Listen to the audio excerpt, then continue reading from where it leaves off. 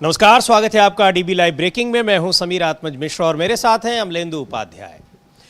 एक तरफ सरकारों के जहां बीजेपी की सरकारें हैं, वहां कहीं पर अयोध्या में राम मंदिर में चढ़ावा ही चोरी कर लिया जा रहा है, यानी वहां पर जो कुछ श्रद्धालु दान दे रहे हैं, करोड़ों रुपए वहां से चोरी कर लिए गए, पार कर दिए गए। तो दूसरी ओर महाकाल की नगरी में अब बड़े जमीन घोटाले की खबर आ रही है और इधर तमाम जो पार्टियां चुनाव में बीजेपी से चुनाव में हारी हैं, उन पार्टियों में तोड़फोड़ की जा रही है, ऐसे आरोप लगाए जा रहे हैं। और केवल तोड़फोड़ नहीं की जा रही है, बल्कि पार्टियों को हड़पने का भी काम किया जा रहा है। जिस तरीके से महाराष्ट्र में उद्धव ठाकरे की पार्टी शिवसेना को तोड़ लिया गया है और उसके बाद उन्हीं से उनकी पार्टी छीन ली गई, अब वही कोशिश हो रही है या हो चुकी है कहा जाए पश्चिम बंगाल में। वहाँ भी पहले विधायकों को तोड़ा गया, फिर सांसदों को, और अब जो बागी हुए थे, जो पार्टी से निकाले गए थे, वही अब दावा कर रहे हैं कि अब हमारी पार्टी है। हालांकि उसको लेकर तृणमूल कांग्रेस ने उसका खंडन किया है, उस पर नाराज़गी जताई है। लेकिन यहाँ ममता बनर्जी और अभिषेक बनर्जी को पार्टी से बाहर करके जो बागी लोग हैं, उन लोगों ने, यानी ऋतव्रत बनर्जी और बाकी जो दूसरे सांसद हैं और विधायक हैं, उन लोगों ने अपनी नई पार्टी बना ली। पार्टी क्या बना ली, बल्कि जो मूल पार्टी है उससे ममता बनर्जी और अभिषेक बनर्जी और बाकी अन्य लोगों को निकाल दिया है। तो ये अजीबोगरीब खेल चल रहा है। लेकिन इस खेल के बीच जिस तरह से बीजेपी सरकारों में घोटाले और भ्रष्टाचार की खबरें आ रही हैं, परीक्षाओं में धांधली की खबरें आ रही हैं, उन सारी चीज़ों को लेकर अब यूथ कांग्रेस ने एक बड़े अभियान की शुरुआत की है।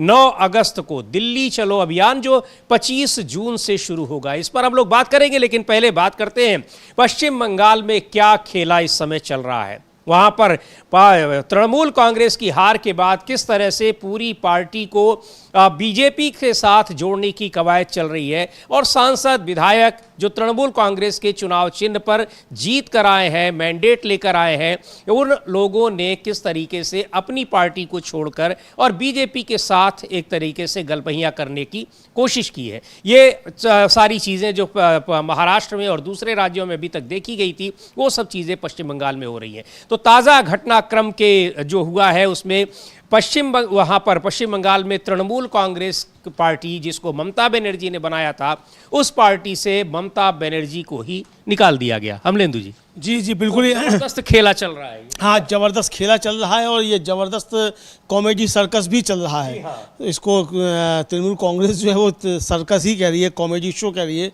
कि ये कॉमेडी शो जो है वो चल रहा है। तो एक कॉमेडी शो तो है, समीर जी, साफ तौर पर समझा सकता है कि ये कॉमेडी शो ही है। हाँ। यानी आप अभी तो यही तय नहीं है कि वो जो 20 सांसद गए हैं वो किस पार्टी में हैं। हाँ। उधर वहाँ जो विधायक जी जो निकाल दिए गए टीएमसी से, वो पार्टी की बैठक बुला रहे हैं। हाँ। मतलब उनको निकाले पहले आ चुके, वो पार्टी की बैठक बाद में बुला रहे हैं। तो लेकिन ये अजीब किस्म का चल रहा है। लेकिन चूंकि दिल्ली का बरदहस्त है और दिल्ली ऊंचा सुनती है, तो इसलिए सब कुछ चल रहा है, खेल चल रहा है। कल जो है तृणमूल कांग्रेस ने चुनाव आयोग को भी अपनी नई कार्यकारिणी का दे दिया है कि हमारी नई कार्यकारिणी ये है। ममता बनर्जी उसमें अध्यक्ष हैं और भी कई चीज़ें हैं। लेकिन ये खेल जो चल रहा है ये बहुत खतरनाक तरीके का खेल है। इसका मतलब कि अब ममता बनर्जी के साथ भी वैसा ही खेल करेगी बीजेपी, जैसा उद्धव ठाकरे और शरद पवार के साथ किया। अभी तक तो ये था, वो मर्जर की बातें चल रही थी, लेकिन लगने लगा कि मर्जर जो है ये नहीं हो पा रहा है। तो अब ये कि मर्जर की बात ही खत्म कर दी जाएगी, सब पार्टी ही अब हमारी हो गई है। अब चुनाव आयोग की मदद ली जाएगी, क्योंकि अभी कल वो गृह मंत्री अमित शाह ने कहा कि अब कोई शिवसेना गुट नहीं, अब तो यही शिवसेना है। तो अब यही किया जाएगा कि अब टीएमसी जो है वो कोई नहीं है, और टीएमसी अब ऋतव्रत बनर्जी की है, और ये 20 सांसद जो हैं इनको भी मर्जर की आवश्यकता नहीं है, और ये भी अब उसी टीएमसी के हिस्सा हैं। अब ये खेल होगा। अब ये इसकी संभावनाएं जो हैं वो व्यक्त की जा रही हैं कि अब बीजेपी है वो यही खेल करेगी। चूँकि जिस तरीके से जाकर दिया वहाँ डिफेक्शन का पत्र अभिषेक बनर्जी ने और ओम बिरला से मिले कि पार्टी का विलय होता है, संसदीय दल का विलय नहीं होता है, और 2/3 जो है वो पार्टी होनी चाहिए। तो अब ये पार्टी ही जब आपकी नहीं होगी तो फिर क्या, फिर ये आपत्ति भी खत्म हो जाएगी। तो ओम बिरला साहब को थोड़ी मदद मिल जाएगी ज्ञानेश कुमार जी के जरिए। तो अब ये कराने का खेल वहाँ किया जाएगा, ये समझ में आ रहा है। बिल्कुल, यहाँ पर ये खेल इस तरीके का हो रहा है और चूंकि यहाँ पर जो संस्थाएं हैं जो इन चीज़ों को तय करने वाली हैं वो क्या तय कर रही हैं और कैसे तय कर रही हैं, उनके पैरामीटर्स क्या हैं, वो चीज़ें भी लगातार सामने दिखाई पड़ रही हैं। बहरहाल टीएमसी के नेता हैं कुणाल घोष, उन्होंने इस पूरी कवायद को लेकर क्या कुछ कहा है और कह रहे हैं कि ये कॉमेडी सर्कस बनाकर रख दिया गया है। तो वास्तव में कॉमेडी सर्कस है और पश्चिम बंगाल में ही नहीं, इससे पहले ये महाराष्ट्र में भी ये कॉमेडी सर्कस हो गया है। वहां तो ज्यादा मेहनत करनी पड़ी अमलेंदु जी, वहां तो दो पार्टियों के साथ ये सब करना पड़ा। दो पार्टियों के साथ वहाँ करना पड़ा और बहुत मुश्किल भी था वहाँ इनके लिए करना, ये भी समझ में आ रहा है। लेकिन ये भी समझा जा सकता है कि जो किया उन्होंने वहाँ, अब वो करेंगे वो यहाँ भी और उसी तरफ बढ़ रहे हैं। चूँकि वो जैसा हम लोगों ने पहले भी कहा कि इन्होंने जो है जो लगा दिया था जाके अपना कैविएट जो दाखिल कर दिया था, उस कैविएट ने इनको परेशानी थोड़ी पैदा कर दी। तो इसलिए अब ये जो है वो टीएमसी के साथ भी वही खेल करेंगे जो इन्होंने उद्धव ठाकरे और शरद पवार के साथ किया। जी बिल्कुल। तो यहाँ पर कि किस तरीके से ये पार्टी, चूंकि ये जो सांसद 20 सांसद अलग हुए हैं वो क्या मूल पार्टी में है या क्या नहीं है, तो अब पूरी पार्टी से ही कब्जा कर लेने की कोशिश है और उस पार्टी से पार्टी के संस्थापक को ही निकाल बाहर करने की कोशिश है। बहरहाल कुणाल घोष जो तृणमूल कांग्रेस के नेता हैं वो क्या कह रहे हैं, जो कुछ किया गया है उसको लेकर सुनते हैं उन्हें। देखिए, हमारा पास कुछ इंफॉर्मेशन आया, हमारा पार्टी को नाम यूज करके कुछ लोग कुछ कर रहे हैं एक होटल में। ये इलीगल है, उनका कोई अथॉरिटी या राइट नहीं है। हम लोग ये समझते हैं तृणमूल कांग्रेस मीन्स ममता बनर्जी और ममता बनर्जी मीन्स तृणमूल कांग्रेस। ममता दीदी का एक लॉन्ग स्ट्रगल के ऊपर खड़ा होकर ये तृणमूल कांग्रेस है और हम लोग कोई काउंसिलर, कोई एमएलए, कोई एमपी, कोई मिनिस्टर, ये सब हो गया है। अभी एक कॉन्स्पिरेसी में आकर कुछ लोग बेईमानी कर रहा है, सरासर बेईमानी कर रहा है और कुछ लोगों का ऊपर दबाव डाल के पावर मिसयूज करके उसके साथ बैठने के लिए वो लोग एक सिचुएशन क्रिएट कर रहा है। हम सिर्फ इतना कह रहे हैं, अगर आपको हिम्मत है, पार्टी छोड़ना चाहता है तो दो दिन पहले तो दीदी दीदी दीदी दीदी दीदी का सिंबल में आप लोग एमएलए एमपी हुआ है, काउंसिलर हुए थे, तो दीदी के पास आकर दीदी को प्रणाम करके दीदी मैं जा रहा हूं, ये आपका हिम्मत नहीं है। आप क्या कर रहे हैं? आप बोल रहे हैं दीदी के हाथ से पार्टी लूंगा, सिंबल ले लूंगा। ये तो अपनी माता जी के पीठ पर छुरी मारने का कल्चर है। हम लोग इसमें नहीं है। हो सकता है कुछ एमएलए आपका साथ है, हो सकता है कुछ एमपी आपका साथ है, हम सब लोगों को दोष नहीं देता है क्योंकि कुछ लोगों का ऊपर प्रेशर भी है। लेकिन ये जो गद्दारी का कल्चर है वो बंगाल का जनता सपोर्ट नहीं करेंगे। हो सकता है आज हम अपोजिशन में हैं, हो सकता है नंबर में उसका पास कुछ गद्दारों का नंबर है, लेकिन हमारा पास एक ही नाम है, ममता बनर्जी। और हम लोग पूरा बंगाल का जो वर्कर सपोर्टर्स जनता है वो दीदी का साथ थे, दीदी का साथ है और दीदी का साथ रहेंगे। और एनी इलेक्शन आने दीजिए, हर एक गद्दारों को अगर जमानत जब्त करना दिया तो हम लोग भी तृणमूल कांग्रेस में। तो कुणाल घोष तृणमूल कांग्रेस के नेता और बता रहे हैं कि किस तरीके से यहाँ पर पार्टी से, ममता बनर्जी से पार्टी छीनने की ये कोशिश है और वहाँ उन्हीं को पार्टी से निकाल दिया गया। वहाँ बताया गया कि ये होटल में ये कार्यक्रम, चूंकि पार्टी के दफ्तर में ये नहीं हो सकता है, यानी एक कहीं बैठकर 10-20 लोग कहें कि अब ये पार्टी हमारी है और उसको अब ये देखना है कि उसको कैसे एक संस्था से दूसरी संस्था से मान्यता भी मिलती चली जाएगी। चूंकि जो संस्था, जो मान्यता देने वाले हैं वो यही चाह रहे हैं कि यही हो और ये कहा भी जा रहा है कि उनके इशारे पर ये सारी चीज़ें हो रही हैं। लेकिन बड़ी हैरानी की बात है अमलेंदु जी कि अब बता उसी पार्टी को ममता बनर्जी और 2 महीने 3 महीने पहले तक वो पार्टी को लीड कर रही थी, आप भी उसी ने टिकट के लिए आपने कितनी दौड़ भाग की होगी, सब कुछ किया होगा, और आज आप उनको पार्टी से बाहर कर दे रहे हैं। और ये भी मतलब ये अजीबोगरीब स्थिति है, और पार्टी दफ्तर में आपको जगह नहीं, बगल में होटल में जाके आप कर रहे हैं। और आप पहली पार्टी से निकाले जा चुके हैं। आप पहले ही पार्टी से निकाले जा आप पहले पार्टी से निकाले जा चुके हैं, अब आप उन्हें पार्टी से निकाल रहे हैं। मतलब ये अजीब तरीके का सर्कस जो है वो बीजेपी अब करवा रही है पश्चिम बंगाल में। तो कुणाल घोष का समीर जी एक ट्वीट भी है, वो ट्वीट भी हम लोग देख सकते हैं कि कुणाल घोष इसको जो क्या कह रहे हैं कॉमेडी, उन्होंने कॉमेडी शो कहा है, वो ट्वीट भी किया है उन्होंने, और देखते हैं उन्होंने क्या कुछ लिखा हुआ है। तो ये कॉमेडी सर्कस जैसा ही दिख रहा है, लेकिन वास्तव में ये इस समय सच्चाई बन चुका है, और इसीलिए देश में लोकतांत्रिक व्यवस्था की हंसी उड़ाई जा रही है। पूरी दुनिया में जगह जगह चर्चाएं इसकी हो रही हैं, और लिख रहे हैं कि ये एक कॉमेडी शो है।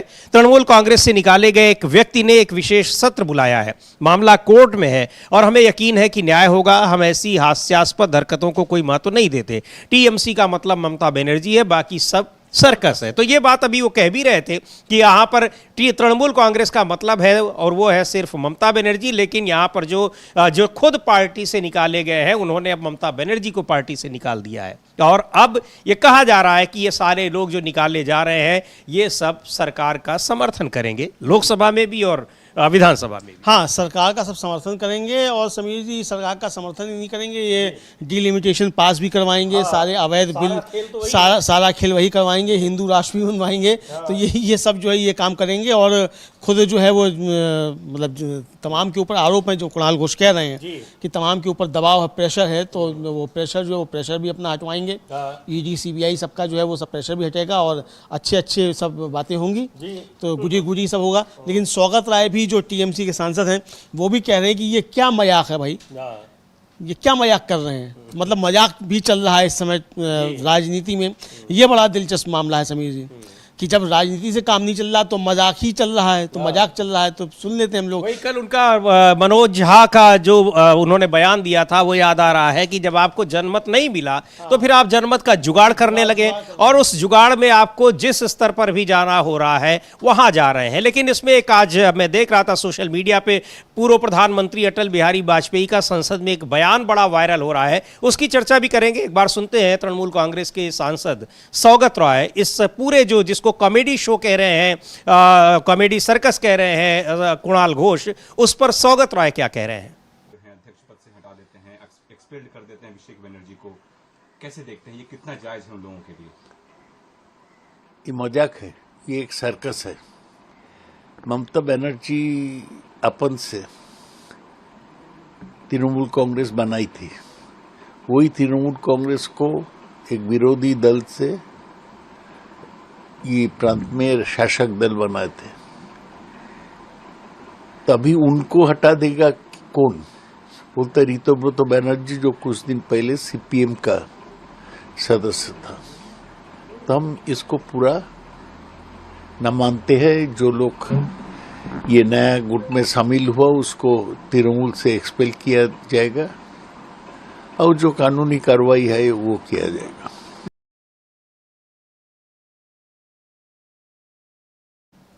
तो ये कॉमेडी सर्कस है, कॉमेडी शो है, लेकिन ये हो रहा है, और एक तरीके से लोकतंत्र की यही सच्चाई दिखाई पड़ रही है। क्योंकि इनको अगर मान्यता देने के लिए यहाँ पर चाहे वो विधानसभा में स्पीकर हों, चाहे लोकसभा के स्पीकर हों, उनसे उनको मान्यता भी मिल जा रही है। और जब मामला कोर्ट में जा रहा है तो कोर्ट में जाने के बाद क्या उसका फैसला हो रहा है, वो महाराष्ट्र में जो कुछ हुआ वो दिखाई पड़ रहा है, तो पश्चिम बंगाल में भी क्या कुछ होगा। और अगर ऐसी ही सारा जो तंत्र है एक के बाद एक संस्थाएं इस तरह से काम कर रही हैं, तो जाहिर तौर पर उसको सर्कस ही कहा जाएगा। इसके अलावा और क्या कहा जाएगा? बिल्कुल ये इसको कहा जाएगा कि कितना सर्कस मतलब ये चल रहा है, इसको सर्कस ही कहा जाएगा। लेकिन इस सर्कस का रिंग मास्टर कौन है, ये है समीर जी मसला। सर्कस तो चल रहा है, लेकिन सर्कस का रिंग मास्टर जो वो ऋतुव्रत बनर्जी या काकोली घोष दस्तीदार नहीं है। बिल्कुल रिंग मास्टर जो दिल्ली में बैठा हुआ है, वो दिल्ली से जो हंटर चलाता है, तो ये सब जो नाचने लगते हैं सर्कस में अंदर, तो इस सर्कस में जो है नाच रहे हैं रिंग मास्टर के एक चाबुक से, ये समझ में आता है समीर जी। तो अब ये चल रहा है, अब बहरहाल ये मामला अदालत भी जाएगा, चुनाव आयोग भी जाएगा, अब देखा जाएगा कि क्या क्या होता है क्या क्या नहीं होता है। लेकिन ये सही है कि एक मजाक जो है और कॉमेडी सर्कस जो है वो इस समय पश्चिम बंगाल में भी चल रहा है, और कोशिश ये है कि जो उद्धव ठाकरे और शरद पवार के साथ खेल किया गया वही खेल जो है ममता बनर्जी के साथ पश्चिम बंगाल में किया जाए। बिल्कुल। और इधर खबर आ रही कि अभी 6 सांसद टूटे ही थे जो शिवसेना उद्धव ठाकरे से, अभी कुछ और सांसद भी टूटेंगे। यानी कुल मिलाकर अमलेंदु जी ये लग रहा है कि बिल्कुल जितने भी और ये टूटे हुए हैं जो गए हैं, इन्होंने इन्हीं बीजेपी के और जहां पर इन्होंने मर्जर किया है उन्हीं को हराकर वो गए हैं। तो फिर एक टूट की खबरें आ रही हैं, क्या कुछ होता है। लेकिन अब यह भी बड़ा गंभीर सवाल है कि आखिर आप जिस पार्टी के खिलाफ चुनाव जीत कर आए हैं उसके बाद उसी के पास चले गए, तो ये आप अपनी जो जनमत आपको मिला है उसका अपमान है या नहीं, इसको कौन देख रहा है। लेकिन बड़ा सवाल तो ये है कि ये पार्टियां जो आपको अपने साथ ले रही हैं, क्या उनको आने वाले दिनों में जब दोबारा चुनाव में जाएंगी तो उनको जनमत का कोई डर है या नहीं है। ऐसा लगता है कि वो अब कोई खौफ जनमत का है ही नहीं कि क्या होगा। बिल्कुल बिल्कुल समीर जी, जनमत का तो अब किसी भी तरीके का खौफ है ही नहीं, और जनमत तो ठेंगे पे है, सीधी सी बात। तो बीजेपी ही जनमत को ठेंगे पे दिखा रही है। भाई जब आपको सरकार बनाने का मौका नहीं मिला, आप 240 पर ही अटक गए, तो आप जबरदस्ती कैसे भाई आप कोशिश कर रहे हैं। जनता ने अगर आपको दिया होता आपको 400 पार करा देती थी जनता। जब आपको नहीं कराया जनता ने 400 पार, तो आप जबरदस्ती 400 पार कर लेंगे। मतलब जज साहब बहुत तेरा हराते रहे और हमने हार मानी नहीं, तो वही आप करने की कोशिश कर रहे हैं। तो ये समीर जी साफ तौर पर समझा जा सकता है कि ये जो है वहाँ हो रहा है। अब इसको लेकर समीर जी बड़ी बातें चल रही हैं।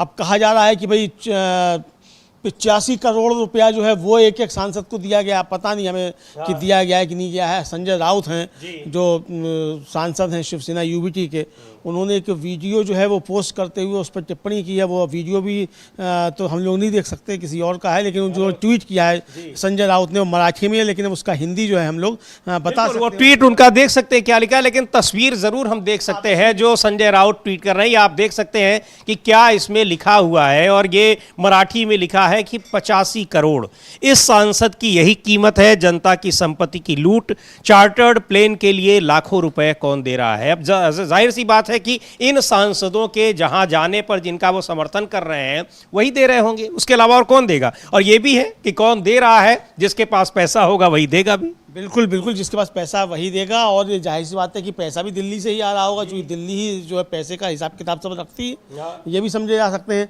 तो अब ये बताया गया है कि ये जो शिवसेना में शामिल होने के बाद 3 बागी एमपी जो हैं अपने अपने चुनाव क्षेत्रों के लिए रवाना हो गए। इनमें नागेश पाटिल अष्टीकर, संजय देशमुख और बुंडू जाधव तीनों मुंबई से नांदेड़ के लिए रवाना हुए, और तीनों के अपने अपने इलाकों में स्वागत की तैयारी चल रही है। ये एक पोस्ट किया गया। अच्छा, अब हवाई जहाज से ये जा रहे हैं, अब ये चार्टर प्लेन से जा रहे हैं अपने संसदीय क्षेत्र में, और वहाँ इनका स्वागत की तैयारी चल रही है। मतलब इनकी जो जनता है, जो मतदाता है, जिन्होंने इनको अभी शिवसेना उद्धव ठाकरे गुट के बैनर पर इनको चुनाव जिताकर भेजा था, आज ये पाला बदलकर बीजेपी और एकनाथ शिंदे के साथ हो रहे हैं, तो उसकी खुशी में वो शायद इनका स्वागत करेंगे। लेकिन जो लिख रहे हैं संजय राउत इसी तस्वीर को लेकर कि 85 करोड़ रुपए, और ये है कि ये 85 करोड़ रुपए में ये बिक गए हैं, उनका सीधे तौर पर ये कहना है। लेकिन जो कुछ ये हो रहा है वो बहुत ही खतरनाक लोकतंत्र के लिए हो रहा है, देश की संवैधानिक व्यवस्था के लिए हो रहा है। सलमान खुर्शीद केंद्रीय मंत्री रहे हैं, कांग्रेस के वरिष्ठ नेता हैं और बहुत बड़े वकील भी हैं, उनको सुनना बहुत ज़रूरी है क्या कह रहे हैं वो, जो कुछ भी महाराष्ट्र में या पश्चिम बंगाल में हो रहा है। लेकिन ये जो बार बार ये चीज़ें आ रही हैं, तो इनमें 2 चीज़ें खास तौर पर कि इनके अचानक जो इनका हृदय परिवर्तन हो रहा है उसके पीछे 2 है। या तो डर है जांच एजेंसियों का, ईडी सीबीआई का, या फिर इनको कोई बहुत बड़ा प्रलोभन दिया गया है, अन्यथा अपनी पार्टी को छोड़कर दूसरी जगह जाने की कोशिश न कर रहे होते। एक बड़ी महत्वपूर्ण खबर आज मिली अमलेंदु जी की, जो एक सांसद और आ रहे थे ऐसा कहा जा रहा है, लेकिन उन्होंने शर्त रख दी कि आप हमको मंत्री बनाइए। तो शायद अब ये जो जा रहे हैं इनमें से कोई मंत्री तो बनने नहीं है, लेकिन तो ये शर्त नहीं मान पाए, इसलिए एक सांसद रह गए हैं। यानी प्रलोभन केवल पैसे का ही अभी दिया जा रहा है, पद का शायद नहीं दिया जा रहा। हाँ, पद का नहीं दिया जा रहा है, क्योंकि पद का तो समीर जी वो एनसीपी जो तोड़ी गई थी उनको भी पद नहीं मिला। तो अब शिंदे साहब को कितना पद मिलेगा? तो सीमित है, अभी तो मंत्रियों की संख्या सीमित है। जाहिर सी बात है कि सीमित है, और जितने मंत्री हैं उतने ही मंत्री सब रहेंगे। तो अब ये देखा जा सकता है कि कितने मंत्री बनेंगे और कौन कौन बनेगा। सब अगर मंत्री बन जाएंगे तो क्या फिर बीजेपी के लोग कहाँ जाएंगे? बिल्कुल। मोदी जी कहाँ जाएंगे? फिर कल को कहने लगा भारत कितने लोगों को मंत्री बना रखा है, वो कहाँ जाएंगे?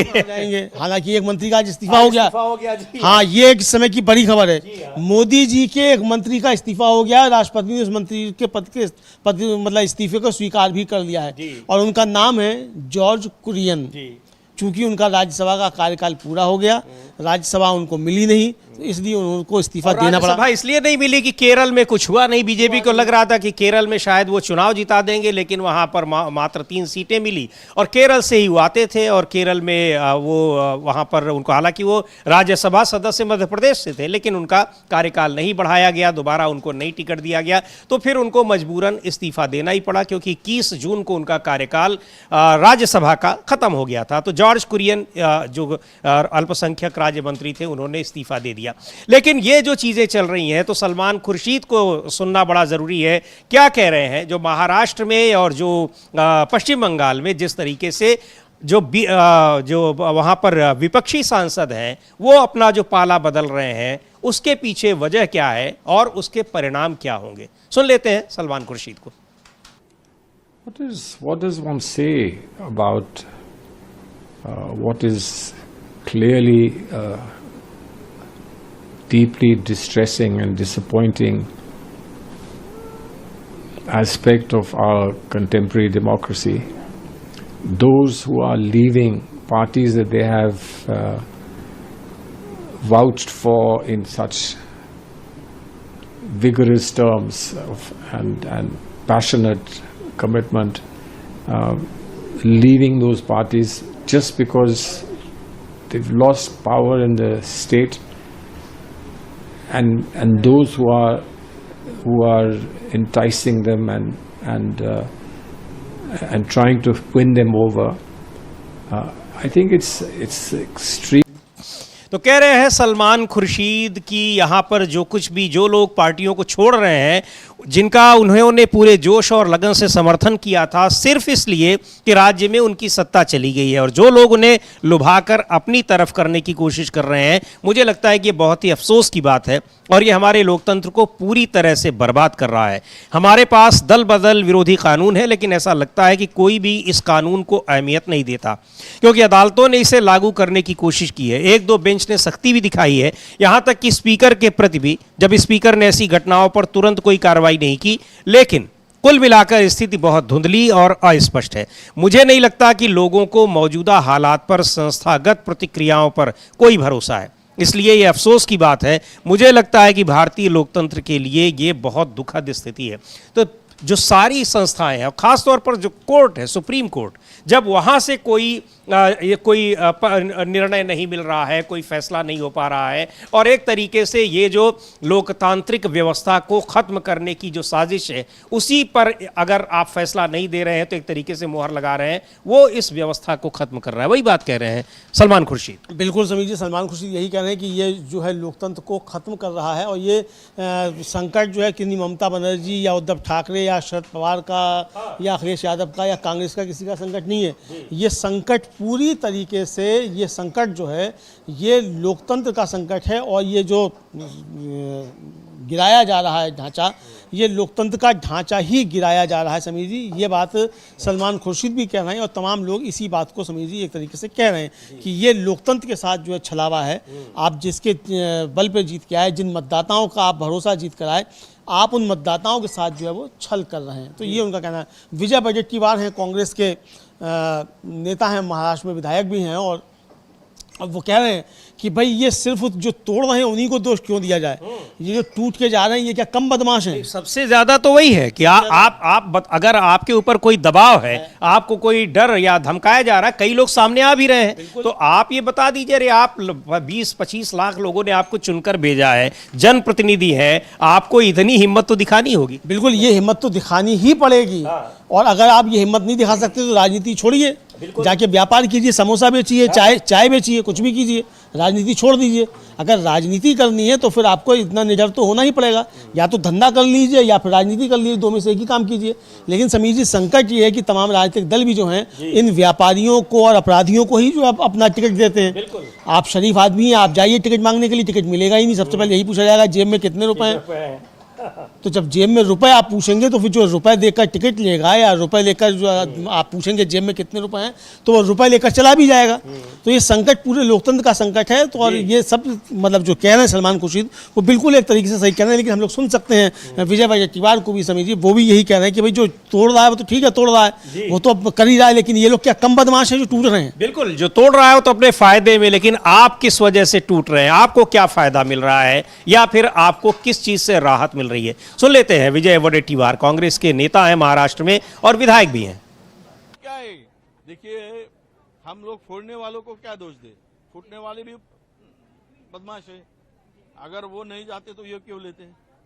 अब कोई कितना भी प्रयास अपने अपने पार्टी को बढ़ाने का करते हैं, जब नीतिमत्ता ही बेची गई है, इंसान कोई रही नहीं, तो उसमें ये जो आज की राजनीति बताती है कि जो सत्ता में पार्टी है, कल के वो स्टेटमेंट हमने देखा जो एमपी के, इसका मतलब यही है कि अपोजिशन में चुन के आओ पर काम नहीं होता करके सत्ता में जाओ। मतलब इसका अर्थ क्या होता है कि कोई विरोध में रहना ही नहीं चाहिए। हर कोई विरोध में है तो वो काम के लिए, नहीं काम हुआ तो विरोध में बैठना ही नहीं चाहिए, विरोधी पार्टियों से चुनाव लड़ना ही नहीं चाहिए। ये सब बातें जो है केवल दिखाने के लिए अलग है। इसमें से राजनीति देश की पूरी तरह से मैं ये शब्द कहना उचित हो या नहीं होगा, पर राजनीति पूरी सड़ी हुई हो। सर, कल उबाटा शिवसेना की मीटिंग में तीन एमएलए और एक एमएलसी जो है वो अनुपस्थित है। नेक्स्ट ऑपरेशन टाइगर की शुरुआत हो चुकी है और योगेश कदम जो है शिवसेना के नेता, उन्होंने भी कहा है कि कई विधायक जो है वो भी हमारे संपर्क में। क्या कहना चाहिए? अब हो सकता है, देखिए, वो पार्टी का अंदरूनी मामला है। मैं यही कहूंगा कि जिनकी उनकी पार्टी वो संभाले, और अब जाने वालों को, आने वालों को कौन कितना संभाल के रखेगा? कोई 24 घंटा तो बांध के तो नहीं रखेगा। पर कल के उपस्थिति के बारे में मुझे पता नहीं है, पर अब इसके आगे ऑपरेशन की बात नहीं होनी चाहिए। बहुत कुछ हुआ है, अब लोगों में जो गलत मैसेज जा रहा है तो इसका मुआवजा भी भुगतना पड़ सकता है। तो ये महत्वपूर्ण बात है कि केवल दोषी वो नहीं जो कि प्रलोभन देकर अपनी तरफ कर रहे हैं, बल्कि दोषी वो भी हैं जो जा रहे हैं। तो बिल्कुल जाहिर सी बात है, क्योंकि मैंडेट तो आपको ही मिला है और आप अपने उस मैंडेट का अपमान करते हुए दूसरी पार्टी से जाकर आप मिल रहे हैं। तो क्यों मिल रहे हैं, ये सवाल आपसे पूछा जाएगा। लेकिन अब जिस तरीके से संजय राउत ने आरोप लगाया कि इतना बड़ा प्रलोभन दिया जा रहा है, तो क्या वास्तव में 85 करोड़ या जो कुछ भी उन्होंने जो अभी ट्वीट किया था, हम लोगों ने देखा था, क्या वास्तव में इतने पैसों में ये सांसद बिक रहे हैं, या फिर इसके अलावा भी कुछ और बातें हैं? बहुत सारी चीजें हैं। लेकिन अगर आप अपनी पार्टी को छोड़कर दूसरे में जा रहे हैं, और पार्टी छोड़ना एक अलग चीज है, आप सबसे बड़ी बात है कि 15-20 लाख के उस आप जो आपका मतदाता है, आप उसको धोखा देते हुए जा रहे हैं। ये सबसे महत्वपूर्ण है। पार्टी बदलना कोई नहीं, लोकतंत्र में कोई ये नहीं है, स्थायी व्यवस्था नहीं है कि आप एक पार्टी में तो जीवन भर उसमें रहेंगे। लेकिन जिस पार्टी से चुनाव जीत कर आए हैं, उसी समय अगर आप दूसरे में जाते हैं, या तो आप चुनाव में इस्तीफा दीजिए, दोबारा चुनाव जीत कर जाइए, तो माना जाएगा कि हाँ, आपने बड़ा काम किया है, आपका हृदय परिवर्तन हुआ। तो आपने जिस पार्टी के सिंबल पर चुनाव लड़ा उसको छोड़ दिया, लेकिन आप उसी सिंबल पर चुनाव लड़े हुए, जीते हुए, और उसको छोड़कर आप विपक्षी के पास, जिसके खिलाफ आपको जनादेश मिला है। बिल्कुल बिल्कुल, ये जिसका आपको जनादेश मिला, आप उसी के खिलाफ जो हैं वो आप चले जा रहे हैं जनादेश के खिलाफ। तो यानी आप ममता बनर्जी या उद्धव ठाकरे के खिलाफ नहीं जा रहे हैं, आप खिलाफ जा रहे हैं उस मतदाता के जिसने आपको भेजा था। तो ममता बनर्जी से तो आप लड़ सकते हैं कि भाई ठीक है आपके विचार नहीं मिल रहे ममता बनर्जी से।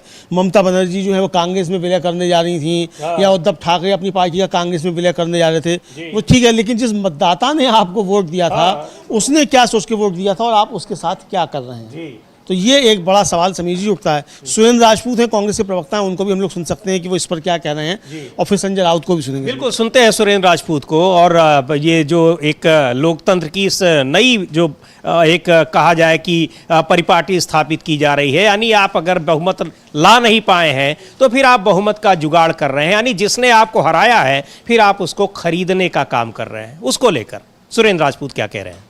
अब इससे बड़ी नीचता की, निर्लज्जता की पराकाष्ठा और क्या होगी कि आप ऐसे सांसदों को अपने यहाँ डरा के, धमका के, ईडी से, सीडी से, सीबीआई से, महाराष्ट्र पुलिस से या पैसे का प्रलोभन दे करके ला रहे हैं जो दूसरे के चुनाव चिन्ह पर जीते हैं, दूसरे के मदद से जीते हैं, उद्धव ठाकरे की मदद से जीते हैं, उद्धव ठाकरे के चुनाव चिन्ह पर जीते हैं, उद्धव ठाकरे की पार्टी से जीते हैं। वो पार्टी जो पार्टी उन्होंने दोबारा बनाई, जिसका चुनाव चिन्ह उन्होंने दोबारा लिया, उनका चुनाव चिन्ह आपने छीन लिया भारतीय जनता पार्टी की मदद से। अब इसके बाद अगर आप इसको ऑपरेशन टाइगर कह रहे हैं तो ये ऑपरेशन टाइगर नहीं है एक नाथ शिंदे, ये गद्दारों का ऑपरेशन भेड़िया हो सकता है, क्योंकि पेट भेड़िए का ही नहीं भरता है, शेरों के पेट तो भर जाते हैं। और आप इस बात का खामियाजा जरूर भुगतेंगे कि मुंबई आपने बेच दी, पूरा महाराष्ट्र आपने बेच दिया, और आज अब उसी पैसे से आप जो हैं सांसदों की जो खरीद फरोख्त करके लोकतंत्र की हत्या करने में लगे हैं। महाराष्ट्र की जनता तुरंत जवाब देती है। तो यहाँ पर किस तरीके से जो उसका कैसे खरीदा जा रहा है, बहुत सारी चीज़ें हैं, लेकिन यहाँ सबसे बड़ा सवाल ये है कि ये लोकतंत्र को कैसे कमज़ोर नहीं किया जा रहा है बल्कि सीधे सीधे ख़त्म किया जा रहा है, ये चिंता जताई जा रही है। और इसको लेकर ही संजय राउत काफ़ी मुखर हैं और अभी तो उन्होंने हम लोगों ने ट्वीट भी देखा उनका कि एक सांसद को कह रहे हैं कि इनकी कीमत लगी है 85 करोड़ रुपए। अब वो सही है या गलत है वो जांच का विषय है, या फिर उसको दो ही लोग जान सकते हैं, जिसने दिया है और जिसने पाया है। लेकिन अगर ये खबरें आ रही हैं तो इनके पीछे कोई ना कोई सच्चाई होगी ही। और सबसे बड़ी बात तो ये कि ये जो घटना हो रही है तो ये यूं ही नहीं हो रही है, इस तरह की कोई ना कोई बात जरूर होगी। संजय राउत और कुछ क्या कह रहे हैं, जो कुछ महाराष्ट्र में इस समय चल रहा है, और महाराष्ट्र वाला ही खेल पश्चिम बंगाल में भी हो रहा है, वहां भी ममता बनर्जी से उनकी पार्टी को हड़पने की कोशिश हो रही है। तो पहले सुनते हैं संजय राउत को। शिंदे बाळंत झाले आहेत, मिंधे बाळंत झालेत आणि त्यांनी 6 गद्दारांना जन्म दिलाय आणि ऑपरेशन सुखरूप असं कोण म्हणालं? मुख्यमंत्री म्हणाले ऑपरेशन ना सुखरूप सक्सेस। 6 गद्दार जन्माला आले आहेत, बॉडी त्यांची सुस्थितीमध्ये असं नाही आहे, त्यांना सिझरिंग करावं लागणार आहे पुढे व्यवस्थित।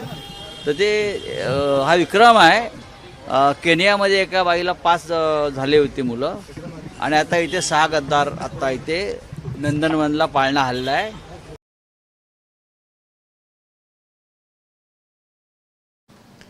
तो कह रहे हैं संजय राउत कि शिंदे ने 6 सांसदों को जन्म दिया है और खुद मुख्यमंत्री ने कहा कि ऑपरेशन सफल रहा। ये किसी चमत्कार जैसा है, ठीक वैसे ही जैसे केन्या में एक महिला ने एक बार 5 बच्चों को जन्म दिया था, यहाँ गद्दारों का जन्म हुआ है और अब वे आराम से मजे कर रहे हैं। तो ये तंज कसते हैं, पत्रकार रहे हैं संजय राउत, उनका बयान रहता, लेकिन अक्सर उनकी बातें बिल्कुल सटीक निकलती हैं, सही निकलती हैं। अमलेंदु जी, बिल्कुल समीर जी, उनकी बातें सटीक निकलती हैं और जो वो प्रहार करते हैं, जो तंज कसते हैं, वो भी बहुत मारक होते हैं। अब उन्होंने कल का हम लोगों ने देखा था कि कह रहे हैं एकनाथ शिंदे कि operation tiger successful, operation tiger successful. तो उनका ऑपरेशन टाइगर सक्सेसफुल रहा, सफल रहा, तो वो कह रहे हैं कि ऑपरेशन सफल रहा।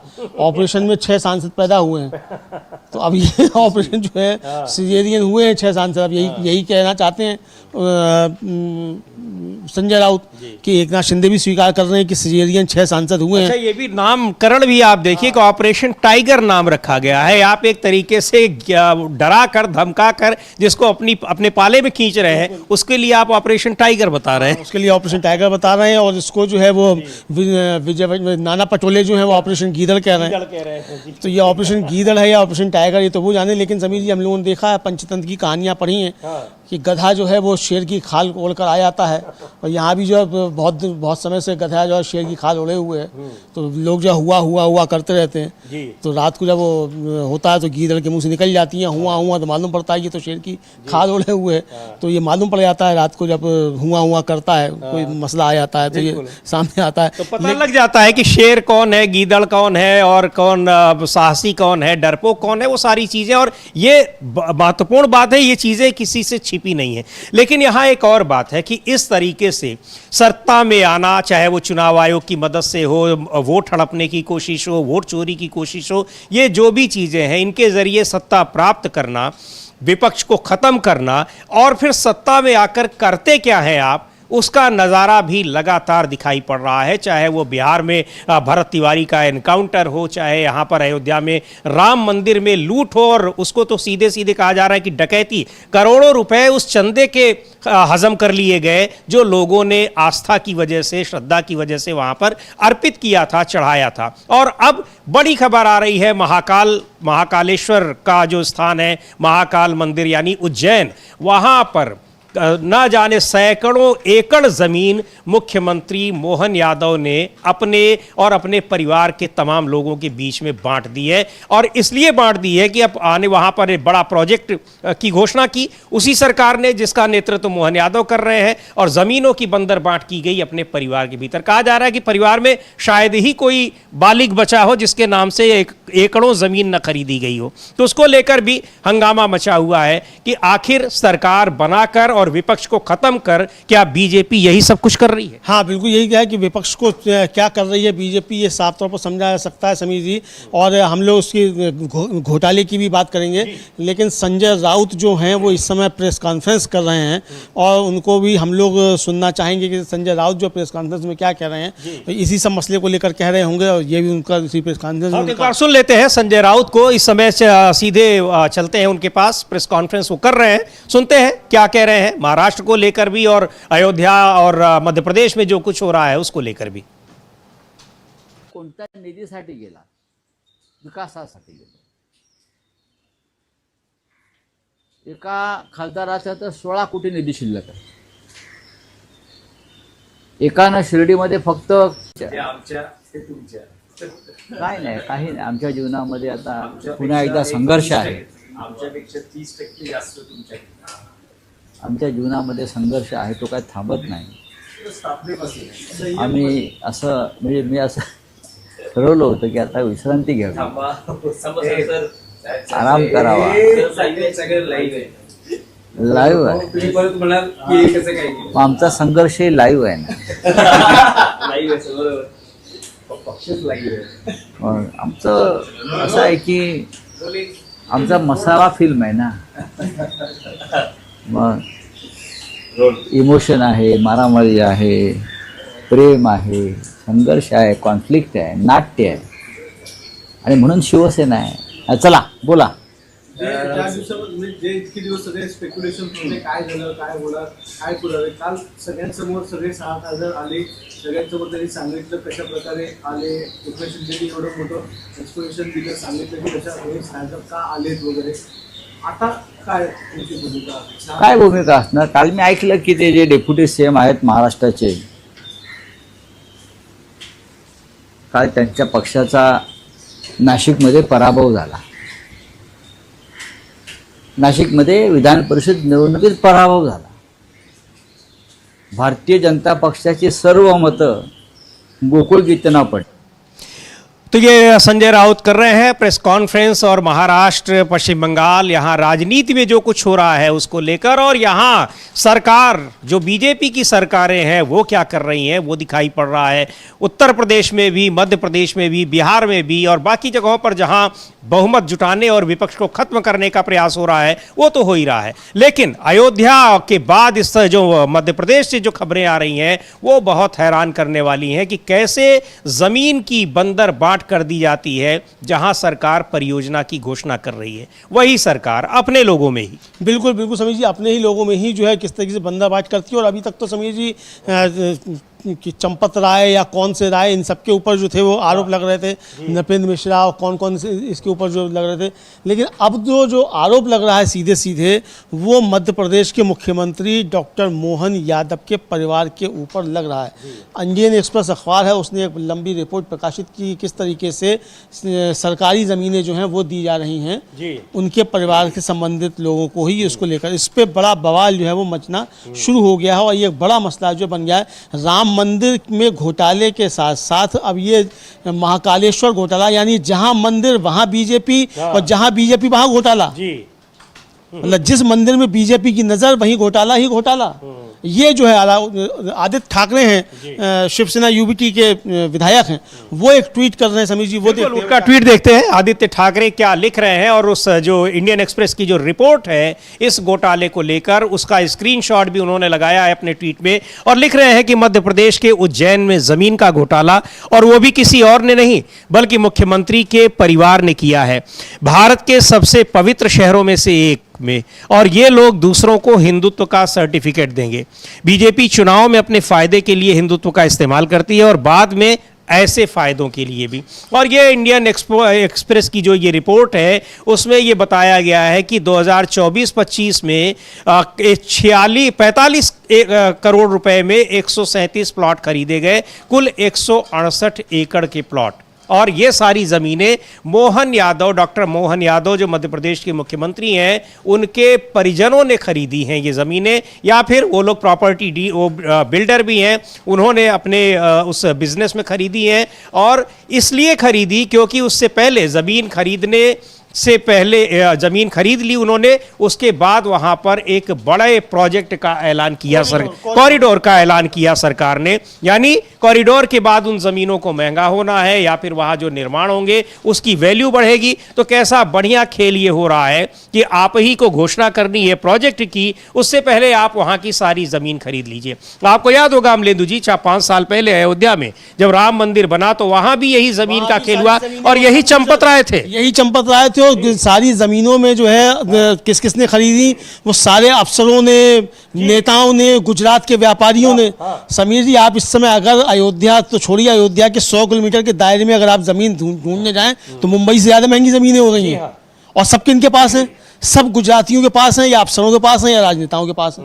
तो ये हाल कर दिया है इन्होंने। जी बिल्कुल, तो ये इस तरीके से, और ये अब यहाँ कॉरिडोर बनाने के लिए सरकार ने घोषणा की और वहाँ जमीन पहले ही मुख्यमंत्री के परिजनों ने खरीद ली, यानी अब उसका जो फायदा होगा वो उनको होगा। तो ये एक कहा जा रहा है, जो विपक्ष कह रहा है कि ये संगठित अपराध है, इस तरीके से किया गया। बहुत ही विस्तृत रिपोर्ट अखबार ने छापी है और पूरा किन जगहों पर क्या क्या कैसे वो जमीनें खरीदी गई हैं, कहाँ पर स्थित है, उनका क्या महत्व है, उनका जो कीमत है, बाजार की कीमत खरीदने से पहले और खरीदने के बाद, इन सब को लेकर एक विस्तृत रिपोर्ट उन्होंने की है। जयराम रमेश है कांग्रेस पार्टी के नेता, पूर्व केंद्रीय मंत्री, उन्होंने भी एक ट्वीट किया है इस पूरे खेल पर। क्या लिखा है उन्होंने, उसको देखते हैं। वो लिख रहे हैं कि भाजपा की मध्य प्रदेश की डबल इंजन की सरकार में लूट का इंजन तेज रफ्तार से चल रहा है।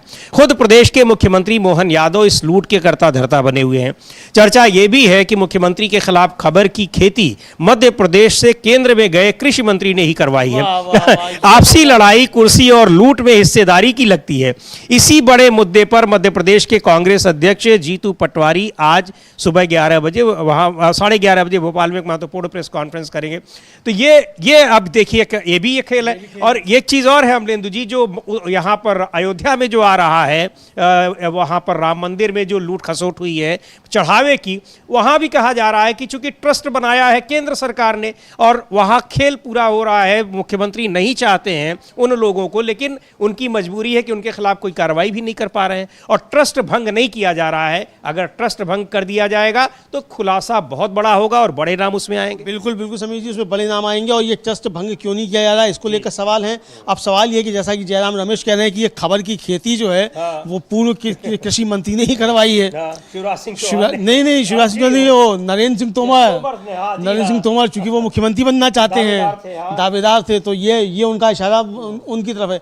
लेकिन मध्य प्रदेश विधानसभा में नेता प्रतिपक्ष हैं उमंग सिंघार, उन्होंने भी एक बहुत लंबा चौड़ा ट्वीट किया है, वो भी हम देखते हैं। और इंडियन यूथ कांग्रेस ने भी जो है इस घोटाले को लेकर कहा है कि किस तरीके से नीट के एग्जाम जो है उसमें घोटाले हो रहे हैं और यहाँ जमीनों के घोटाले हो रहे हैं सिंगस्त में।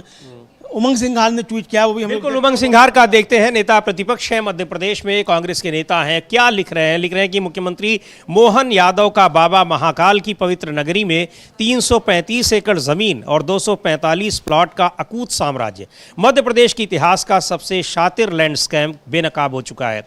इंडियन एक्सप्रेस के फ्रंट पेज पर छपी इन्वेस्टिगेशन रिपोर्ट के मुताबिक मध्य प्रदेश के इतिहास का सबसे बड़ा लैंड स्कैम सामने आया है। सरकार उज्जैन के विकास का नक्शा बाद में बनाती है। मुख्यमंत्री जी का कुनबा वहां करोड़ों की 253 एकड़ जमीन पहले ही दबा लेता है। जनता की गाढ़ी कमाई से बनी सड़कों के किनारे की मलाई अपनों में बांटी जा रही है। काफी पूरा उसकी उन्होंने डिटेल दी है और यह भी लिखा है उन्होंने कि जब वो 2021 में शिवराज सिंह सरकार में उच्च शिक्षा मंत्री थे, उससे पहले जब उज्जैन डेवलपमेंट अथॉरिटी के अध्यक्ष थे, तभी से उन्हें पता था कि उज्जैन में आने वाले समय में सरकार कहां से नई सड़कें निकालने वाली है और कहां बड़ा इंफ्रास्ट्रक्चर प्रोजेक्ट आने वाला है। तो ये मंत्री रहने के दौरान ही यानी 2021 से 23 पर उन्होंने करीब 44 प्लॉट और 85 एकड़ ज़मीनें अपने नाम कर ली। उनके परिवार के नाम पर पहले से ही 82 एकड़ ज़मीन थी। काफ़ी और भी बहुत सारी डिटेल है और ये अभी तक ये देखा जाता था अमलेंदु जी की सरकार या फिर जो अधिकारी होते थे, जहां से कोई बड़ी परियोजना जा रही होती थी, अपने लोगों को कह देते थे कि वहां से जाएगी तो आप वहां ले लीजिए। अब सीधे सरकार कह रही किसी और में क्यों, सबका साथ सबका विकास, लेकिन परिवार और अपना। सोशल मीडिया पर कुछ लोग कह रहे हैं कि मोहन यादव के परिवार के कुछ लोग बचे हों तो अभी भी जाके खरीद सकते हैं, क्योंकि 28 तक तो ये रहेंगे ही। इस्तीफे तो होते नहीं है बीजेपी की सरकार, बिल्कुल नहीं होते, भले ही आज एक इस्तीफा हो गया हो, लेकिन वो तो अलग मसला है। लेकिन भ्रष्टाचार पे कोई इस्तीफा नहीं होता है, वरना धर्मेंद्र प्रधान का हो गया होता होता। तो लेकिन यहाँ एक और बात जो कह रहे हैं वो भी बड़ी महत्वपूर्ण है। वो कह रहे हैं उमंग सिंघार की जमीन खरीदने के बाद असली खेल हुआ। मई 2023 में मास्टर प्लान लाया गया, फिर दिसंबर 2023 में जैसे ही मोहन यादव जी मुख्यमंत्री बने, सरकार के तंत्र का इस्तेमाल करके विकास का नक्शा, नई सड़कें, हाईवे और रास्ते ठीक उन्हीं जमीनों के पास से निकाल लिए गए जो इनके परिवार ने पहले ही खरीद रखी थी। 2024 और 2025 में मुख्यमंत्री बनने के बाद इस खरीद में बाढ़ आ गई और अकेले इन 2 सालों में 137 से ज़्यादा प्लॉट और 168 ज़मीनें और खरीद ली गई। यह सीधे तौर पर इनसाइडर ट्रेडिंग, पद का घोर दुरुपयोग और भ्रष्टाचार की पराकाष्ठा है। मध्य प्रदेश का बेरोजगार युवा सड़कों पर लाठियां खा रहा है और यहाँ पूरी सरकार एक परिवार की रियल एस्टेट एजेंसी बनकर काम कर रही है। यह विकास नहीं, सत्ता की आड़ में किया गया खुला खेल है। मुख्यमंत्री जी, नैतिकता बची है तो तुरंत इस्तीफा दीजिए। मध्य प्रदेश की जनता इस लूट को बर्दाश्त नहीं करेगी। तो ये वहां पर मुख्यमंत्री जो कुछ बचा था खेल, वो उन्होंने मुख्यमंत्री बनने के बाद कर दिया और ये जो खेल किया था इसी का उनको इनाम मिला कि उनको सीधे मुख्यमंत्री बना दिया गया। और जो जयराम रमेश कह रहे हैं कि पूर्व कृषि मंत्री वो दौड़ में थे बेचारे, अब नहीं बन पाए तो फिर उन्होंने कहा लाओ हम खेल का खुलासा ही कर देते हैं। बिल्कुल, ये उन्होंने कहा खेल का खुलासा ही कर देते हैं, ये कर दिया इन्होंने। और खेल का खुलासा जो है वो अब बता रहे हैं जयराम रमेश तो, ये खबर की खेती जो है ये करवाई किसने है। तो जाहिर सी बात है समीर जी, सूत्र तो कहीं ना कहीं होते हैं और ये सब हम लोगों ने खूब देखा। बीजेपी में तो इस तरीके के षड्यंत्र खूब होते हैं, एक दूसरे के खिलाफ इस तरीके के। लेकिन इसको लेकर कांग्रेस ने भी समीर जी ट्वीट किया है, आधिकारिक वक्तव्य कांग्रेस का। बिल्कुल, कांग्रेस का आधिकारिक जो वक्तव्य है ट्वीट में वो देख लेते हैं हम लोग। लिख रहे हैं कि मध्य प्रदेश के मुख्यमंत्री का बड़ा भ्रष्टाचार। दिसंबर 2023 में मोहन यादव जैसे ही मुख्यमंत्री की कुर्सी पर बैठे, उसके बाद उनके परिवार ने उज्जैन में धड़ाधड़ जमीनें खरीदनी शुरू कर दी। कुल 137 प्लॉट खरीदे गए जो 168 एकड़ के हैं। ये प्लॉट सरकारी प्रोजेक्ट्स के आसपास खरीदे गए। मतलब मोहन यादव प्रोजेक्ट्स की घोषणा करते और उनका परिवार उसके आसपास जमीन खरीदता। इस भ्रष्टाचार में मोहन यादव का पूरा परिवार शामिल है। पत्नी, बहू, भाई, भाई की पत्नी, भाई के बेटे, चचेरे भाई, सबके नाम से जमीन खरीदी गई। ये कोई पहला मामला नहीं है। बीजेपी ने पूरे देश में अपना ये भ्रष्टाचारी मॉडल लागू किया है। आपको याद होगा कैसे अयोध्या में मंदिर बनने से पहले जमीन का घोटाला किया गया था। अब उज्जैन में सिंहस्थ कुंभ से पहले मुख्यमंत्री का परिवार जमीन की खरीद फरोख्त में लगा है। चुन चुनकर जमीनें वहां खरीदी जा रही हैं जहां सरकारी प्रोजेक्ट हैं या सरकार प्रोजेक्ट लाने का प्लान कर रही है। ये खुली छूट है जिसमें खुद मुख्यमंत्री शामिल हैं। और एक और महत्वपूर्ण बात है अमलेंदु जी, ये जहां ये जमीनें खरीद रहे हैं वहां के स्थानीय लोगों से खरीद रहे हैं और उनसे औने पौने दाम पर। यही खेल अयोध्या में हुआ था। कुछ लाख में जमीनें खरीदी गई, फिर करोड़ों में उसको अपने लोगों में बेची गई और उसके बाद उससे भी कई गुना ज्यादा में उसको ट्रस्ट ने खरीद लिया। बिल्कुल बिल्कुल इसी तरीके घोटाले हुए और ये अब घोटाला एक नया भी सामने आ गया है समीर जी की इस तरीके से घोटाले हैं तो और ये घोटाले चल रहे हैं, इसको साफ तौर पर देखा जा सकता है। लेकिन ये घोटाले चल किस समय रहे हैं समीर जी, ये काफ़ी ज़्यादा महत्वपूर्ण है।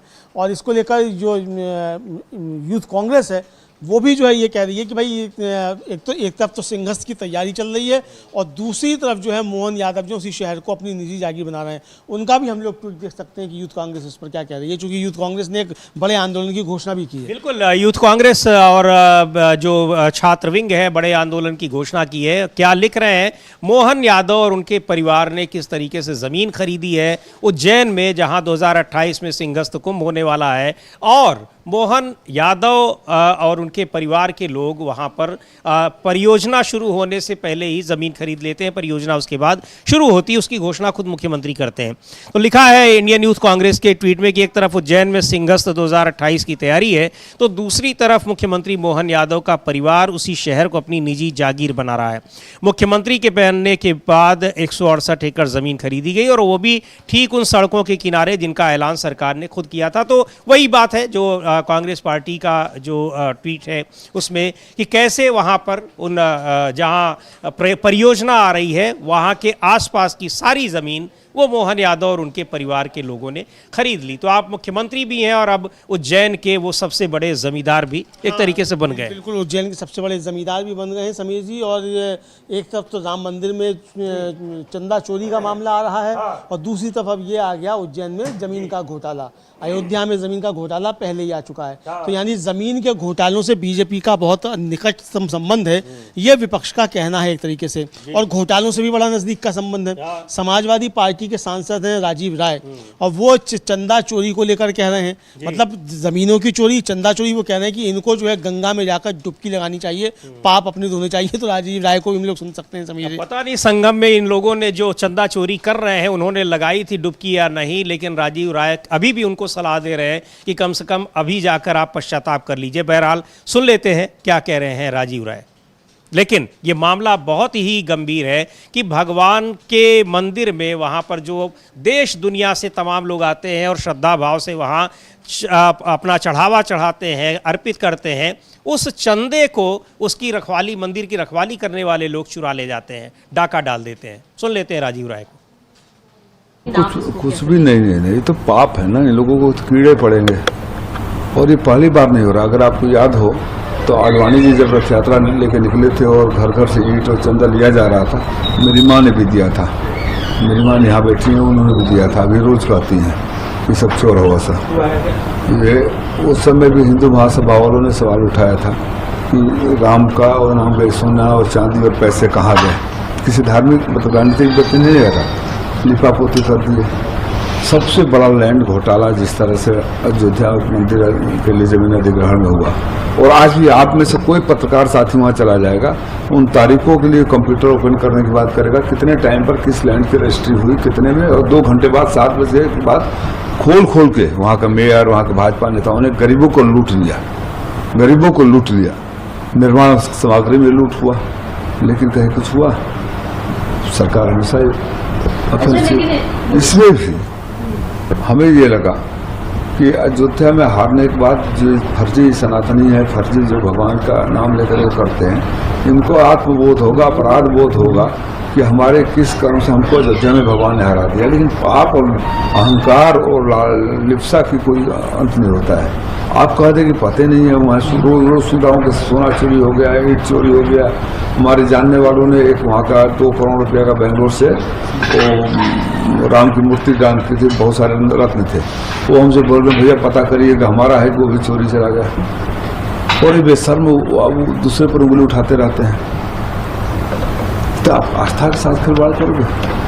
लेकिन बीएचपी ने एक सवाल उठाया, उन्होंने ये तो कहा है कि जो भी दोषी है उनको सख्त से सख्त सजा मिलनी चाहिए। लेकिन इस समय जो राजनीतिक पार्टियां, खासकर अखिलेश यादव का नाम लेकर ये कहा गया है कि ये जो जितने भी लोग हैं ना, ये 2027 विधानसभा चुनाव को देखते हुए अचानक से सब अभी एकदम से प्रकट हुए हैं। ये सब चुनावी स्टंट, ये सब फर्जी लोग, इनको जाकर न गंगा स्नान करके अपने पापों के मुक्त के लिए अपराध बोध करके साष्टांग दंड पर भगवान के पास लेटे, ठीक है ना। बेशर्म आदमी विश्व हिंदू परिषद के नाम पर कर रहे हो। भाई से पहले नहीं कहते, 21 में नहीं कहते जन्म घोटाला क्या हुआ? खाओगे राम मंदिर के घर में अपने औलाद को लेकर कसम जमीन का घोटाला नहीं हुआ था? वो अभी कागजों में थे। ये कोई भी पत्रकार को अगर छूट दे दिया जाए, इतना जितने बैठे हो ना, खाली कंप्यूटर में खुलवा दो उन दिनों की रजिस्ट्रियां, time, value, on date and re registration, उससे बड़ा कोई घोटाला है? चोर सारे बैठे हुए हैं। और राम मंदिर का ट्रस्ट में कौन है? जिन लोगों ने राम आंदोलन चलाया, एक भी नाम उस ट्रस्ट में है? बताओ। राम अब फिर बोलते हैं गोली चलवाई।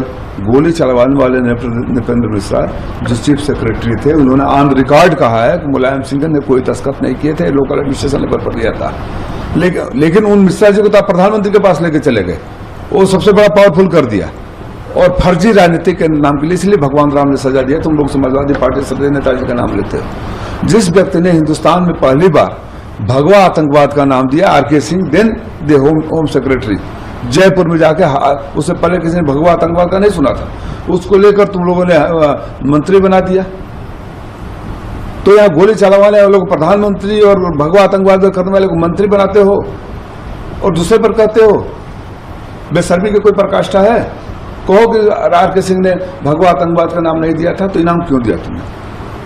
और अगर वो गोली चली थी, दुर्भाग्यपूर्ण था, जो वो भी एक पीड़ादायक घटना थी, तो उस समय के अधिकारी को प्रधानमंत्री आवास में क्यों बैठाए? इसका मतलब तुम्ही से प्लान करवा रहे थे। सर, आप लोगों ने एक चीज और मांग की है कि एसआईटी नहीं, और भी एक जांच होनी चाहिए जिसमें ऑल पार्टी कमेटी हो, सुप्रीम कोर्ट के रिटायर्ड जज हो। क्या संतुष्ट नहीं आप लोग एसआईटी की जांच से? अब मैं बता रहा हूँ, लैंड घोटाला की अगर जांच करके सजा दे दिए होते तो उम्मीदें होती। तो इसमें तो ये है कि जो चोर है वही गवाह है, वही वकील है, वही जज है। कहाँ से आएगा फैसला? और देख लेना, छोटे मोटे लोगों को पकड़ के 2 कर दिया जाएगा। आप काउंट करिए, एक साल में कितने श्रद्धालु आते हैं और एक आदमी का एवरेज कितना वहां दान करता है, उसके हिसाब से मल्टीप्लाई करिए कितना पैसा, कितना कलेक्शन। तो ये वहाँ पर किस तरीके से मंदिर में ये घोटाला किया गया है, और मंदिर से वहाँ पर अभी चंदे का घोटाला, चढ़ावे का घोटाला, उसके पहले वहाँ पर ज़मीन घोटाला। लेकिन न तब भी इसी तरीके से हंगामा मचा था कि ऐसा हो जाएगा, वैसा हो जाएगा, कुछ नहीं हुआ। फिर एसआईटी बनाई गई 3 दिन बाद, तो एसआईटी रिपोर्ट आज पेश कर रही है। लेकिन एसआईटी जो वहाँ पर बनी भी है, वो एसआईटी उसके बाद क्या, किस पर एक्शन होगा, क्या कुछ होगा, इसको लेकर भी कुछ पता नहीं है। इसलिए नहीं है क्योंकि आखिरकार वही होना है कि 2-4 छोटे मोटे कर्मचारी हटा दिए जाएंगे, कुछ हटाए भी गए हैं। बड़े लोगों पर, जो बड़ी मछलियां हैं और जो वास्तव में मास्टरमाइंड हैं, उनके ऊपर कोई कार्रवाई नहीं होनी है, क्योंकि अगर उनके ऊपर कार्रवाई होगी तो शायद उसमें, उस जद में और भी बड़े लोग आए। बिल्कुल समीर जी, उस जद में और भी बड़े लोग आएंगे, तो फिर उन बड़े लोगों के साथ क्या किया जाएगा? बड़ा संकट फिर पैदा हो जाएगा, ये आप समझ सकते हैं। तो ये उनके खिलाफ कोई कार्रवाई नहीं होगी, ये समझा जा सकता है। और सवाल ये है कि मोदी जी तो समीर जी ड्रोन लेकर सब तरफ देख लेते थे, यहाँ नहीं देख पाए मंदिर में, और ना यहाँ देख पाए। अच्छा, अभी तक एक भी बयान भी 2 हफ्ते से ज्यादा हो गए, अभी तक कोई बयान भी नहीं आया कि कुछ कम से कम दुख ही प्रकट किया हो। किसी भी तरीके का कोई दुख भी प्रकट नहीं किया है, और ये भी नहीं बताया कि उनके ड्रोन ने क्या क्या देखा था। ड्रोन से वो देख लेते कहाँ भ्रष्टाचार हो रहा है, देख लेते हैं। तो ना तो राम मंदिर में देख पाए क्या भ्रष्टाचार हो रहा है, उनका तैनात किया हुआ ट्रस्ट क्या कर रहा है, और ना यहाँ देख पाए कि उनका मुख्यमंत्री क्या कर रहा है, उज्जैन में क्या कर रहा है। तो ये बड़ा संकट है समीर जी, ये तो बिल्कुल। लेकिन जो प्रदेश कांग्रेस अध्यक्ष हैं जीतू पटवारी, थोड़ी देर पहले उन्होंने प्रेस कॉन्फ्रेंस की, क्या कहा उन्होंने, एक बार सुन लेते हैं उनको। और ये बड़ा जमीन घोटाला रहा है हजारों करोड़ रुपए का, और पूरी की पूरी जमीन मुख्यमंत्री के परिवार ने आपस में ही वो बांट ली है। उसको सस्ती जमीन खरीदी और बड़ी परियोजना का ऐलान किया मुख्यमंत्री ने। जाहिर सी बात है कि अब कई सैकड़ों गुना उस जमीन के रेट बढ़ गए होंगे। जीतू पटवारी को सुनते हैं। आपके माध्यम से पूरे मध्य प्रदेश की 8 करोड़ जनता के सामने हम अपनी बात रख रहे हैं। मध्य प्रदेश वासियों, जब हम आज आपसे बात कर रहे हैं तो मन बहुत भारी है, बहुत दुखी है, और मध्य प्रदेश दिन पे दिन भारतीय जनता पार्टी की कारगुजारियों के कारण कलंकित होता जा रहा है। बार बार हिस्ट्री में कभी ऐसा नहीं हुआ कि राज्यसभा का निर्वाचन का फॉर्म पंच जैसा रिजेक्ट कर दिया। सारे नियम, कायदे, कानून, निर्वाचन नामावली सबको दरकिनार करते हुए इतना बड़ा पाप किया, ये इतिहास में दर्ज हो गया। उसका कलंक भी मध्य प्रदेश में लगा। कुछ दिन पहले जब मैं बोलता था अली बाबा 40 चोर, तो 40 चोरों का जखीरा स्टिंग हुआ ट्रांसफर उद्योग के नाम पर। आप सब ने देखा, आप सब ने उसको पब्लिक तक लेके भी गए, प्रदेश ने भी देखा। आज अली बाबा का नंबर आया है। मैं बहुत दुख के साथ ये भारी मन से आज आप लोगों से चर्चा कर रहा हूं कि देश में जब कांग्रेस की 2014 में सरकार थी तो नरेंद्र मोदी जी ने 2G, 4G, कोल और अलग अलग तरह के इतने आरोप लगवाए। बीजेपी, अन्ना हजारे, अलग अलग तरह की और एजेंसियां, मीडिया जगत, पिछले 12 साल में एक भी सिद्ध नहीं, और सबसे कांग्रेस बरी हो गई। मोदी ने कहा न खाऊंगा न खाने दूंगा, नारा दिया।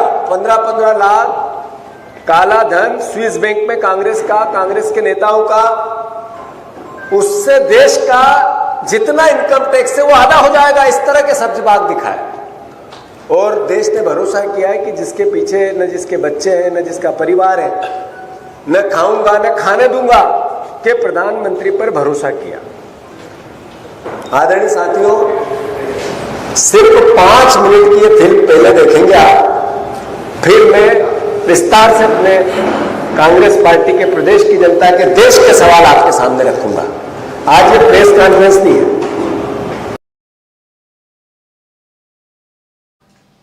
तो वहाँ पर किस तरीके से कि यहाँ जो घोटाला किया गया है और उसके पहले उसका जिक्र कर रहे हैं, वो भी एक कलंक है कि कैसे राज्यसभा के कैंडिडेट का नामांकन रद्द किया गया।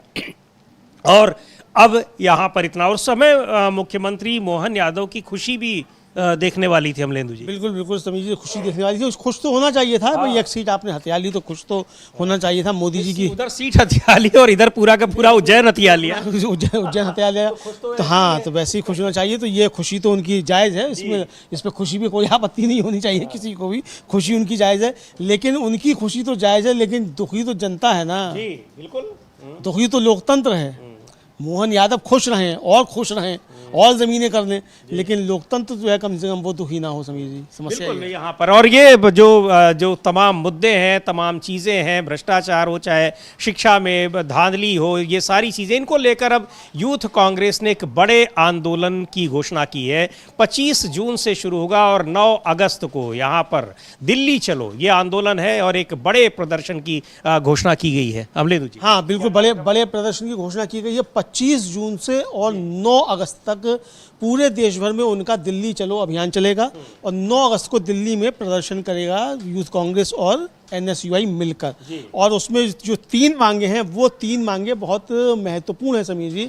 और वो 3 मांगे हैं कि भाई एक तो जो शिक्षा व्यवस्था में गड़बड़ियां हैं उनको ख़त्म किया जाए, परीक्षा प्रणाली का दोबारा मूल्यांकन हो और उसमें सुधार हो, शिक्षा मंत्री धर्मेंद्र प्रधान का इस्तीफा हो, पेपर लीक माफिया के साथ उनके संबंधों की जाँच हो, सालाना परीक्षा और भर्ती कैलेंडर को संस्थागत रूप दिया जाए। ये 3 प्रमुख मांगों के साथ ये आंदोलन NSUI और यूथ कांग्रेस मिलकर करेंगे। और इसकी शुरुआत जो है वो होगी 9 अगस्त से। और इसको कहा गया है कि दिल्ली चलो का इसका अभियान है, शुरुआत 25 जून से इसकी शुरुआत होगी। 25 जून से 9 अगस्त तक ये चलेगा पूरे देश भर में, ये जो है कहा गया है। इसमें मुख्य रूप से ये है कि धर्मेंद्र प्रधान का इस्तीफा भी इसमें मांगा। जो 3 मुख्य एजेंडा है उसमें ये भी है कि शिक्षा मंत्री धर्मेंद्र प्रधान इस्तीफा दें। अब देखते हैं शिक्षा मंत्री धर्मेंद्र प्रधान इस्तीफा देते हैं आंदोलन शुरू होने से पहले या शुरू होने के बाद या उसके बाद भी नहीं देते हैं। और बने रहिए आप डीबी लाइव के साथ। इन तमाम खबरों पर, तमाम मुद्दों पर हमारी रहती है नज़र आपके लिए, और खबरों के साथ साथ विश्लेषण भी। तमाम कार्यक्रम हमारे हैं